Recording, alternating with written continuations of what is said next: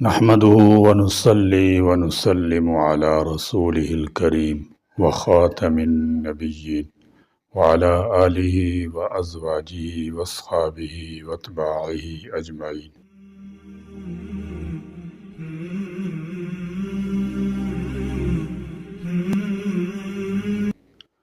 اللهم لك الحمد كما أنت أهله فصل على محمد كما أنت أهله وافعل بنا ما أنت أهله فإنك أهل التقوى وأهل المغفرة.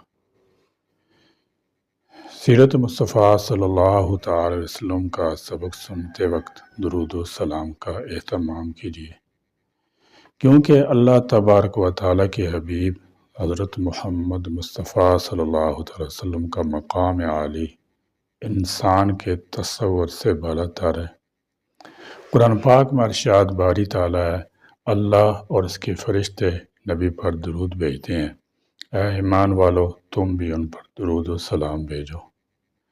نبی اکرم صلی اللہ تعالی علیہ وسلم پر درود و سلام بھیجنا حکم خداوندی ہے، ہر مومن پر لازم ہے، ہر نماز میں شامل ہے۔ اللہ تعالیٰ کی طرف سے اپنے نبی پر صلوات بھیجنے سے مراد یہ ہے کہ وہ اپنے حبیب پر بے حد مہربان ہے۔ آپ صلی اللہ تعالی علیہ وسلم کی تعریف فرماتا ہے، آپ صلی اللہ تعالی وسلم پر اپنی رحمتوں کی بارش فرماتا ہے۔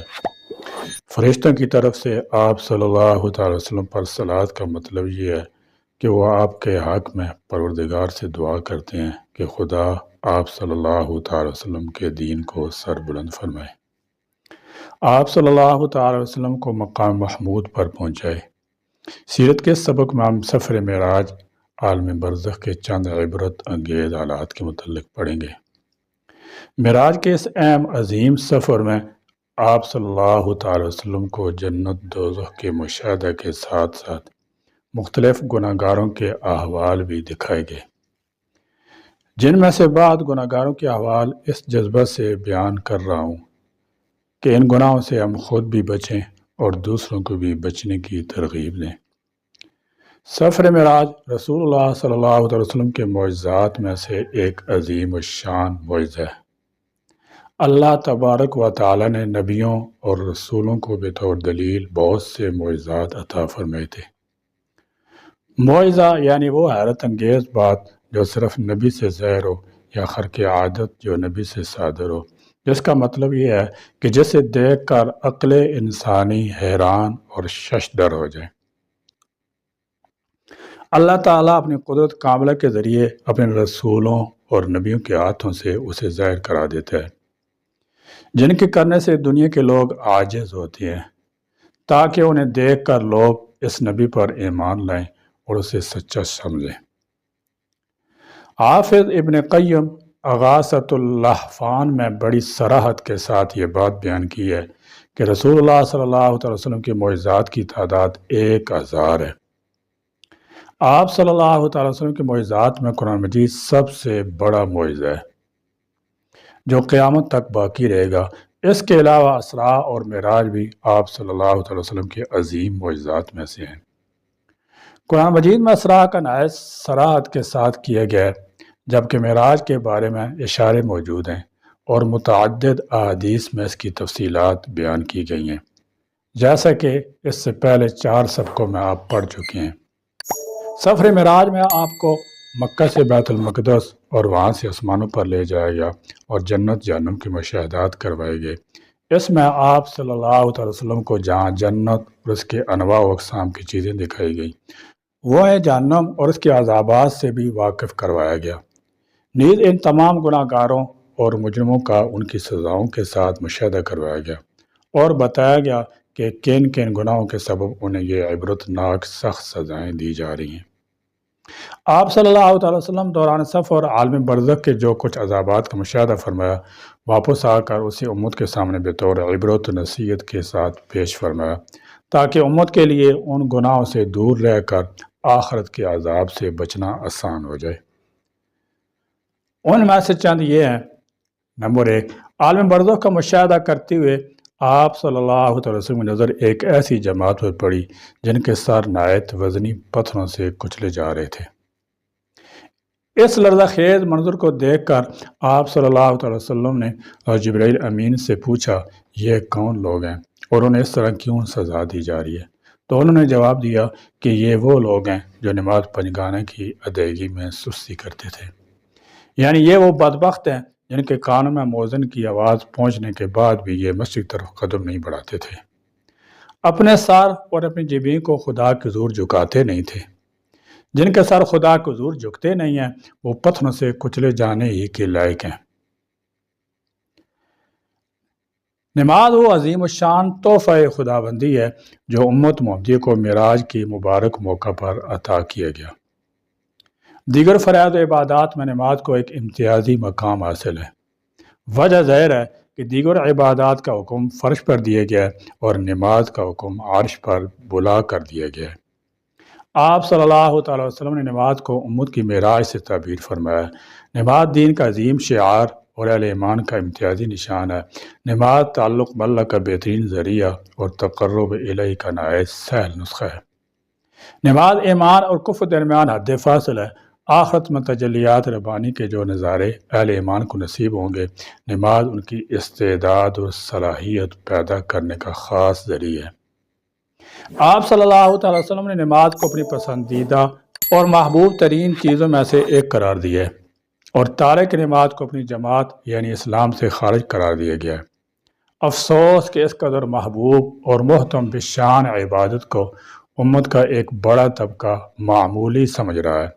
جان لینا چاہیے کہ ایک مسلمان کی کامیابی کمرانی خدا کی بارگاہ میں سجدہ ریزی اس کے حضور بندگی و محتاجگی کے اظہار ہی میں ہے، اور نماز اس کا بہترین ذریعہ ہے۔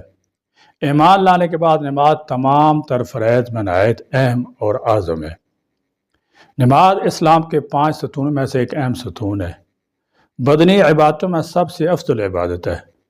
قرآن مجید اور احادیث نبویہ صلی اللہ تعالی وسلم اس کی اہمیت سے مالا مال ہے۔ جا بجا اس کی تاکید آئی ہے اور اس کے تارکین پر وعیدیں فرمائی گئی ہیں۔ یعنی معراج کی رات ہمارے پیارے رسول صلی اللہ تعالی علیہ وسلم ایسے لوگوں کے پاس تشریف لائے جن کے سر پتھروں سے کچلے جا رہے تھے۔ ہر بار کچلے جانے کے بعد وہ پہلی طرح درست ہو جاتے تھے اور دوبارہ کچل دیے جاتے تھے۔ اس معاملہ میں ان سے کوئی سستی نہ برتی جاتی تھی۔ اسی کو آپ صلی اللہ تعالی علیہ وسلم نے بطور تنبیہ امت کے سامنے پیش فرمایا۔ نمبر 2، عالم برزخ کے عذابات کا مشاہدہ کرتے ہوئے آپ صلی اللہ تعالی وسلم گزر ایک ایسی قوم پر ہوا جن کے ناخن تانبے کے تھے اور وہ اپنے چہروں اور سینوں کو ان ناخنوں سے کھرچ رہے تھے۔ یہ تعجب خیز منظر دیکھ کر آپ صلی اللہ تعالی وسلم نے جبرائیل امین سے پوچھا یہ کون لوگ ہیں اور انہیں کس جرم کی سزا دی جا رہی ہے؟ تو انہوں نے فرمایا کہ یہ لوگ دنیا میں آدمیوں کا گوشت کھاتے تھے، یعنی ان کی غیبت کرتے تھے اور ان کی آبرو ریزی کرتے تھے۔ اسلام کی نظر میں غیبت بدترین گناہ ہے۔ اس کی قباح اور شناعت کا اندازہ اس سے لگایا جا سکتا ہے کہ قرآن کریم میں نہایت صاف لفظوں میں غیبت سے بچنے کا حکم دیا گیا ہے اور غیبت کرنے کو اپنے مردار بھائی کا گوشت کھانے کے مماثل قرار دیا ہے۔ آپ صلی اللہ علیہ وسلم نے ایک موقع پر حضرات صحابہ کرام رضی اللہ تعالی عنہم کے مجمع فرمایا کہ غیبت یعنی جو کسی کی عزت سے کھلواڑ کرنا ہے زنا سے بھی بڑھ کر ہے۔ ایک دوسری حدیث میں آپ صلی اللہ علیہ وسلم نے غیبت کو عذاب قبر کا سبب بتایا ہے۔ مسلمان کی غیبت کرنا بہت بڑا گناہ ہے۔ قرآن مجید میں اللہ پاک نے غیبت کرنے کو اپنے مردہ بھائی کا گوشت کھانے کے مترادف قرار دیا ہے اور رسول اللہ صلی اللہ تعالی وسلم نے غیبت کو زنا سے بھی بدتر فرمایا ہے۔ ایک روایت میں ہے کہ جب آپ صلی اللہ تعالی وسلم نے جہنم میں دیکھا تو وہاں کچھ ایسے لوگ نظر آئے جو مردار کھا رہے تھے۔ آپ صلی اللہ تعالی وسلم نے پوچھا کہ اے جبرائیل یہ کون لوگ ہیں؟ عرض کیا یہ وہ ہے جو لوگوں کا گوشت کھاتے تھے یعنی غیبت کرتے تھے۔ ایک روایت میں ہے کہ غیبت کرنے والے کے پہلوؤں کا گوشت کاٹ کر خود اسے کھلایا جا رہا تھا اور اسے کہا جاتا تھا کھاؤ جیسے تم اپنے بھائی کا گوشت کھایا کرتے تھے۔ اس سے واضح ہوتا ہے کہ بسا اوقات محض غیبت کی وجہ سے مرنے کے بعد آدمی قبر کے سخت ترین عذاب سے دوچار ہوتا ہے۔ ان کے علاوہ اور بھی بہت سی حدیث ہیں جن میں غیبت کی شناعت قباحت بیان کی گئی ہے اور اس سے امت کو بچنے کی ترغیب دی گئی ہے۔ نمبر 3، چلتے چلتے آپ صلی اللہ تعالی وسلم کی نگاہ ایک ایسے گروہ پر پڑی جن کے پیٹ مکانات کی مانند تھے اور ان میں سانپ بھرے ہوئے تھے جو باہر سے صاف نظر آ رہے تھے۔ یہ عجیب غریب منظر دیکھ کر آپ صلی اللہ تعالی وسلم نے حضرت جبرائیل امین سے پوچھا کہ یہ کون لوگ ہیں اور ان کا جرم کیا ہے، تو انہوں نے جواب دیا کہ یہ لوگ سود خور ہیں۔ نیز ایک دوسری روایت میں ہے کہ معراج جب آپ صلی اللہ علیہ وسلم نے ایک ایسے شخص کو دیکھا جو نہر میں تیر رہا ہے اور پتھروں کو لقمہ بنا بنا کر کھاتا جا رہا ہے۔ پوچھنے پر جبرائیل امین نے بتایا کہ یہ آپ کی امت کا سود خور ہے۔ قرآن کریم میں سخت ترین الفاظ ساتھ سود کی حرمت بیان کی گئی ہے، اور نہ سخت لب و لہجہ استعمال کرتے ہوئے سود کھانے والوں کو اللہ اور اس کے رسول کی طرف سے جنگ کی دعوت دی گئی ہے۔ اللہ کی پناہ۔ بہت سی احادیث میں سود کی قباحت شناخت اور سودی لین دین کرنے والوں کو اللہ کی لعنت کا مستحق قرار دیا گیا ہے۔ آپ صلی اللہ تعالی وسلم نے فرمایا، سود کھانے، کھلانے، سودی معاملوں کو لکھنے والے اور اس کی گواہی دینے والے سبوں پر اللہ کی لعنت ہے، اور یہ سب کے سب گناہ میں برابر کے شریک ہیں۔ سودی کاروبار اور سودی آمدنی کی مذمت اور اس کی سنگینی کا اندازہ اس حدیث سے لگایا جا سکتا ہے جس میں کہا گیا کہ سود کا ایک درہم جسے آدمی جان بوجھ کر کھائے اس کا وبال اور گناہ 36 مرتبہ بدکاری کرنے سے بھی بڑھ کر ہے۔ بلا شبہ سود اسلام میں قطعی طور پر حرام ہے، کیونکہ یہ ایک ایسی لعنت ہے جس سے نہ صرف معاشی استحصال، مفت خوری، حرص و طمع، خود غرضی، شقاوت، سنگ دلی، مفاد پرستی جیسی اخلاقی قباحتیں جنم لیتی ہیں، بلکہ یہ معاشی اور اقتصادی تباہ کاریوں کا ذریعہ بھی ہے۔ اسی وجہ سے قرآن حدیث میں سود لینے اور دینے سے بڑی سختی سے منع کیا گیا ہے۔ جس علاقے میں سودی کاروبار اور لین دین عام ہو جاتا ہے تو سمجھ لینا چاہیے کہ وہاں کے لوگوں پر اللہ کا عذاب لازم ہو جاتا ہے۔ آپ صلی اللہ تعالی وسلم نے فرمایا، جب کسی علاقے میں بدکاری، سود خوری عام ہو جائے تو وہاں کے باشندے اپنے کو اللہ کے عذاب کے مستحق بنا لیتے ہیں۔ نمبر 4، آپ صلی اللہ علیہ وسلم آگے بڑھے تو کیا دیکھتے ہیں؟ ایک جماعت ہے جن کی زبانیں اور اونٹ لوہے کی کینچی سے کاٹے جا رہے ہیں اور دوسرے لمحے وہ درست ہو جاتی ہیں۔ یہ سلسلہ بلا توقف جاری ہے۔ یہ عجیب حالت اور کیفیت دیکھ کر آپ صلی اللہ علیہ وسلم نے جبرائیل امین سے پوچھا کہ یہ بدنصیب کون لوگ ہیں اور کس جرم کی پاداش میں انہیں اتنی سخت سزا دی جا رہی ہے؟ تو حضرت جبرائیل امین نے جواب دیا کہ یہ آپ کی امت کے وہ خطباء اور واعظین ہیں۔ اسلام میں دعوت دین، وعظ نصیحت کی اہمیت اور اس کی بڑی فضیلت وارد ہوئی ہے۔ خدا اور رسول، خدا کی نگاہ میں داعی اسلام، واعظین دین کا بڑا اونچا مقام ہے۔ یہ وہ لوگ ہیں جو اوروں کو اللہ کے احکامات اور رسول اللہ کی تعلیمات کی طرف بلاتے ہیں۔ یقیناً جتنے لوگ نیک عمل کرتے رہیں گے اور ان نیک اعمال پر ثواب ملتا رہے گا تو وہ تمام ثواب ان داعیان اسلام اور واعظین دین کے نامہ اعمال میں شامل کیا جائے گا، جن کی دعوت اور وعظ نصیحت سے متاثر ہو کر یہ لوگ اعمال صالح کرنے لگے تھے۔ وہی داعی اور واعظ کامیاب کہلائے گا جس کی زندگی میں عمل کا چراغ روشن رہا ہو۔ ایک موقع پر آپ صلی اللہ علیہ وسلم نے ان بے عمل واعظین اور داعیوں کا حال بیان فرمایا کہ جنہیں قیامت دن جہنم میں پھینک دیا جائے گا۔ شدت حرارت کی وجہ سے ان کی آنتیں باہر نکل آئیں گی اور وہ انہیں لیے آگ میں اس طرح پھیریں گے جس طرح گدھا چکی کے ارد گرد گھومتا ہے۔ یہ دیکھ کر دوسری جرمی پاس آ کر ان سے اس خطرناک سزا مبتلا ہونے کی وجہ پوچھیں گے تو وہ کہیں گے کہ ہم لوگ وہ ہیں جو دنیا میں لوگوں کو نیکیوں کا حکم تو کیا کرتے تھے مگر خود اس پر عمل نہیں کیا کرتے تھے۔ رسول اکرم صلی اللہ تعالی وسلم نے بڑی پریکٹیکل زندگی گزاری ہے۔ جیسے کرنے کا حکم دیا وہ پہلے خود کیا پھر دوسروں کرنے کو کہا۔ قرآن مجید نے ایسے واعظین کی مذمت بیان کی ہے جو سماج میں مذہب اور اخلاق کے نمائندے بن کر جیتے ہیں مگر بے عمل ہیں۔ چنانچہ ارشاد باری تعالیٰ ہے، یا ایھا الذین آمنوا لم تقولون ما لا تفعلون کبر مقتا عند اللہ ان تقولوا ما لا تفعلون۔ اے ایمان والو، وہ بات کیوں کہتے ہو جو کرتے نہیں؟ اللہ کے نزدیک یہ بڑی سخت ناپسندیدہ بات ہے کہ تم وہ کہو جو نہ کرو۔ اس آیت سے معلوم ہوا کہ قول اور فعل میں تضاد نہیں ہونے چاہیے بلکہ اپنے قول کے مطابق عمل بھی کرنا چاہیے۔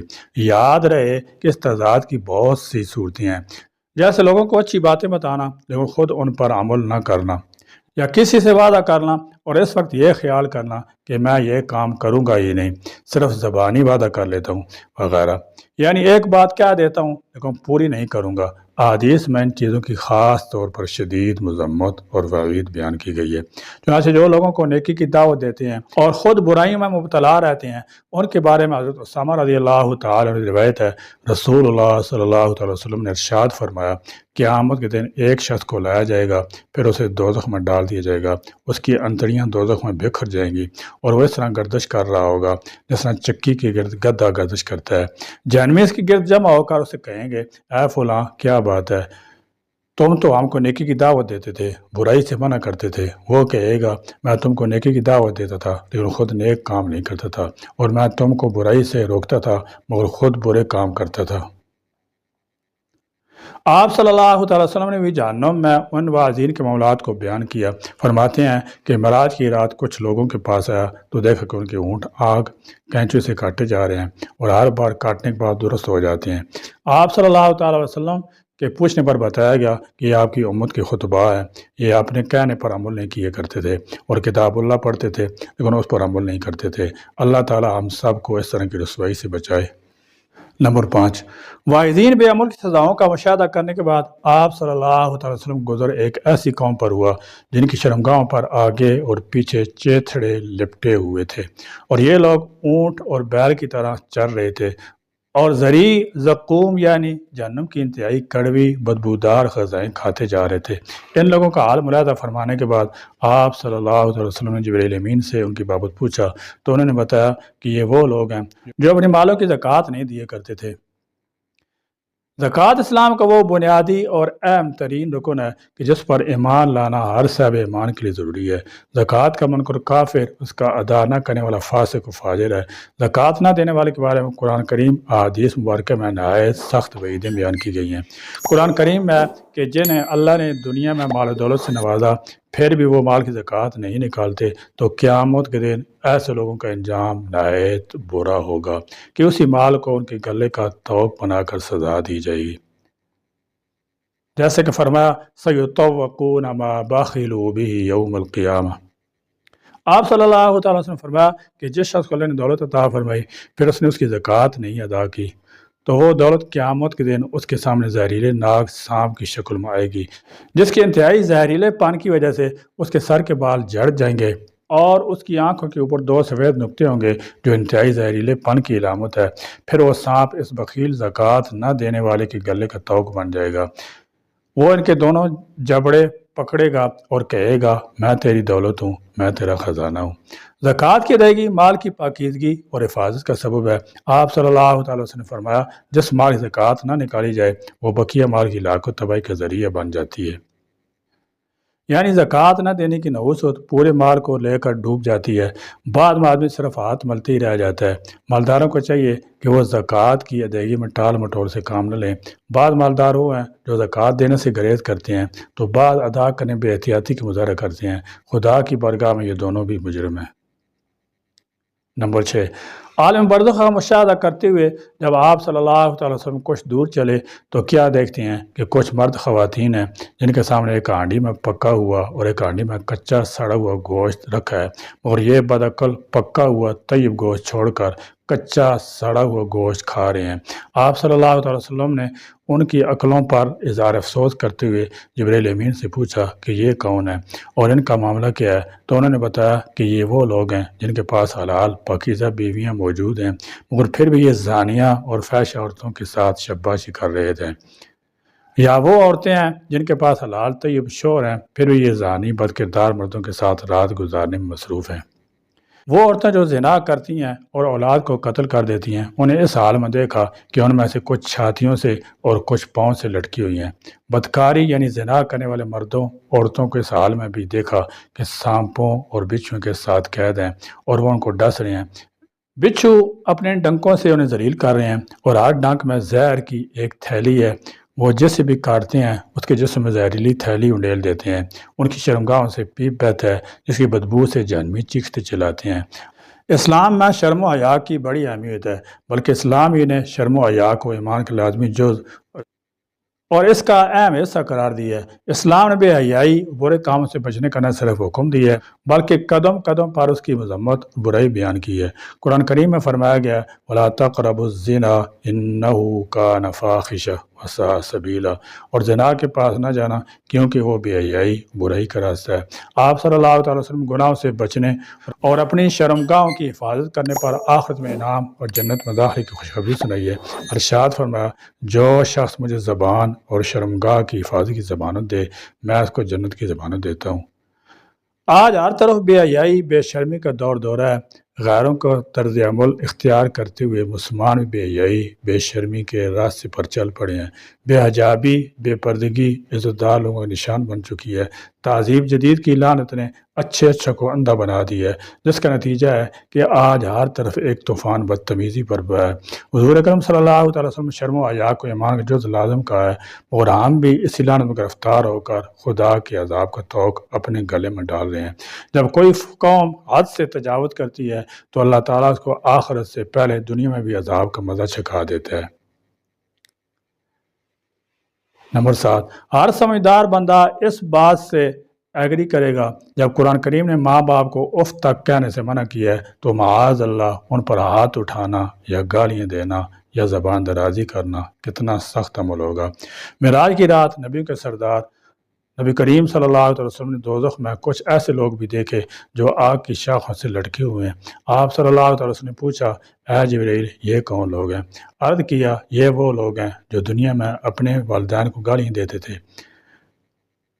آپ نے کئی جہنمیوں کے جہنم میں جانے کے اسباب اور ان کے عذابات کے بارے میں پڑھا۔ یقیناً عقل مندی کا تقاضا یہی ہے کہ اگر ہمارے اندر دوزخ میں داخلے کے اسباب میں سے کوئی سبب پایا جاتا ہے تو ہم اسے دور کر کے دوزخ اور اس کے عذاب سے خود کو بچائیں۔ ہم ان گناہوں سے بچیں جن کا ارتکاب کرنے والوں کا برا انجام نبی کرم صلی اللہ علیہ وسلم نے اس سفر میں اپنی آنکھوں سے دیکھا۔ اللہ تبارک و تعالی ہم سب کا خاتمہ ایمان پر فرمائے اور دونوں جہاں کی کامیابی کامرانی عطا فرمائے۔ سیرت مصطفیٰ صلی اللہ تعالی وسلم کے مزید واقعات انشاءاللہ تعالی سبق نمبر 86 میں پڑھیں گے۔